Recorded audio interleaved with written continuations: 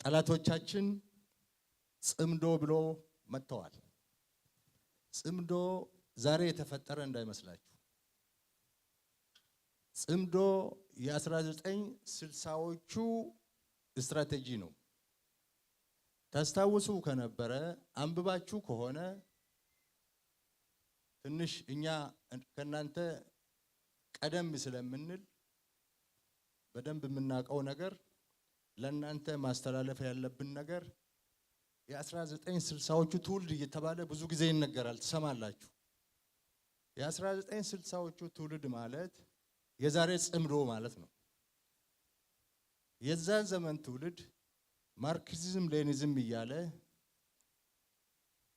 ታሪካዊ ጠላቶቻችንን እያጋበዘ ሞቃዲሾ እየሄደ ካይሮ እየሄደ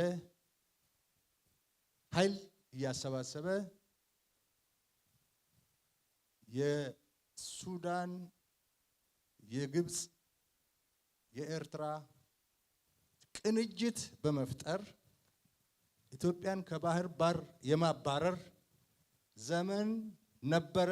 የ1960ዎቹ ትውልድ ያን ጊዜ ካይሮ ሄዶ ደጅ የጠኑ፣ ያን ጊዜ ካርቱም ሄዶ ደጅ የጠኑ፣ ያን ጊዜ መቃዲሾ ሄደው ደጅ የጠኑ የነ ዚያድ ባሬ ተላላኪዎች፣ የነ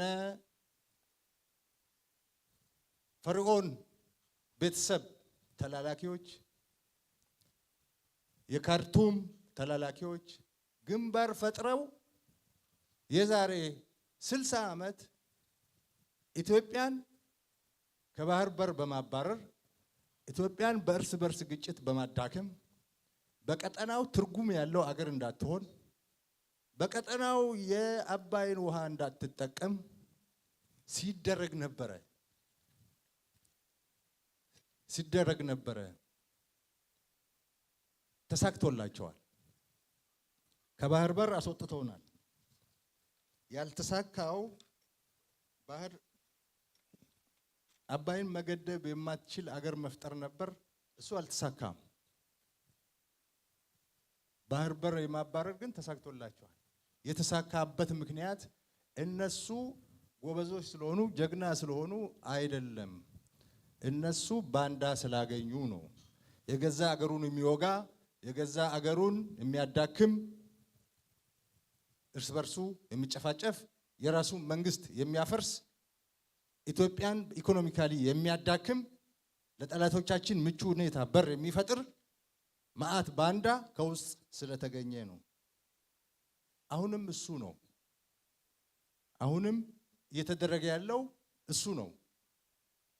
ያን ጊዜ የነበሩ ባንዳዎች መልካቸውን ቀይረው ነው እንጂ ያሉት እነሱ ናቸው።